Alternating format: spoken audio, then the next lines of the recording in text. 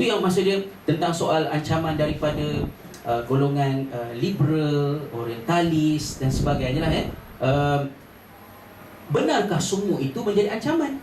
Ya, sebahagiannya bukan mengancam, sebahagiannya sedang nak menolong kita.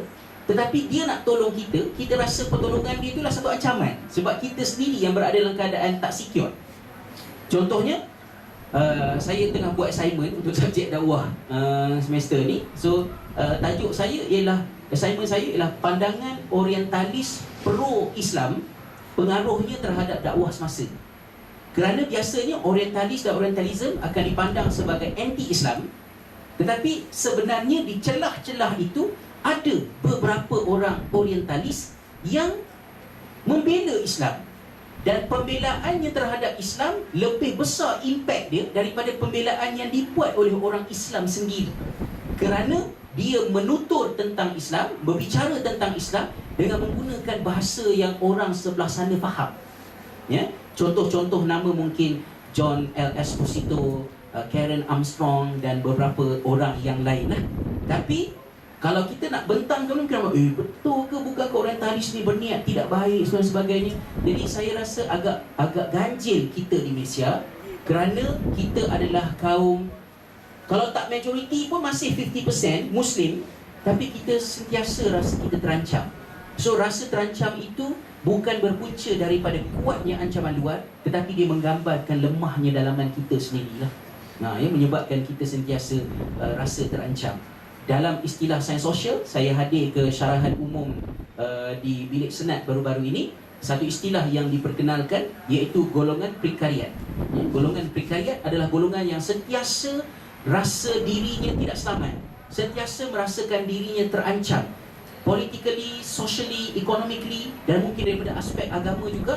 Dan saya merasakan bahawa orang Malaysia ni jadi macam ni, orang Islam jadi macam ni, memang kita ni mula nak jadi lain lah. Seolah-olah ni macam kita ni diplankan untuk jadi macam tu. Biar kita ni sentiasa hidup dalam keadaan rasa terancam, takut, tak sure, rasa digugat supaya kita boleh dikuasai lah. So kita kena merdekakan diri kita, pemikiran kita dengan mengukuhkan kepercayaan, maka baru kita boleh interaksi dengan orang lain. Ringkasan, soalan yang kedua, apabila non-Muslim nak masuk Islam kerana nak kahwin, ada satu kisah dalam ni. Kisah dalam ini, saya rasa jawapan dia tidak bolehlah secara A, B. Ajak dia, tolak dia, tidak, dia bergantung. So dalam cerita yang saya buat ini, bila dia kata dia nak masuk Islam sebab kahwin, saya tidak dismiss. Kerana saya berpendapat orang nak masuk Islam atas banyak faktor. Dan banyak faktor itu ialah kerja Allah Ta'ala yang mencetuskan faktor-faktor ni tadilah. Tugas kita ialah untuk memanfaatkan faktor tersebut. Jadi bila dia kata nak masuk Islam, dia nak kahwin dengan Malaysian yang duduk Malaysia tapi sekarang sedang berada di UK, dan dia ialah orang UK, dia minta saya nikahkan dia. Jadi saya kata saya boleh proceed, tetapi kena lulus, kena selesaikan beberapa syarat dulu. Apa yang awak faham tentang Islam? Dia perlu ada minimum dia lah. Saya tahu Islam agama yang baik, Islam agama yang benar. Dia kata begitulah. So apa yang kamu faham tentang agama Kristian? Dia kata Kristian saya tak tahu sangat sebab saya tak praktis pun. Saya gitu-gitu sajalah, tapi saya rasa Islam ni agama. So selepas berkahwin, adakah kamu bersetuju untuk belajar tentang Islam, hidup cara Islam? Dia bersetuju. Maka saya kata anggaplah perkahwinan ini sebagai jemputan daripada Allah untuk mengajak kamu kepada Islam. So saya proceed, saya nikahkan dia pada masa tersebut lah. Jadi pada pandangan saya, jawapannya tidak boleh bersifat A ataupun B, tapi bergantung kepada assessment kita.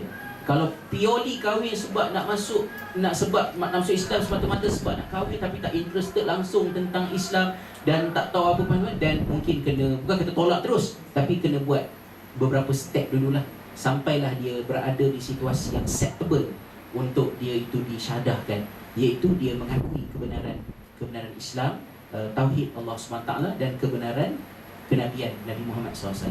Itu dia most basic lah. Jadi saya kira itulah kot ya. Mungkin masa tidak mengizinkan. Terima kasih pada sahabat-sahabat yang hadir. Harapnya malam ni tidaklah membazir masa ya, kerana semuanya sibuk belaka nak buat assignment lah apa semua macam-macam kan konon-kononnya kan ya. Jadi saya kira sekadar itu sajalah. Saya serahkan semula kepada Tuan Pengerusi. Pastikan paling lambat 4 hari bulan malam sila berada di kawasan pengundian masing-masing lah, untuk menjalankan peranan anda semua untuk sebagai rakyat Malaysia, insya-Allah ya. Wallahu a'lam. Wassalamualaikum warahmatullahi wabarakatuh.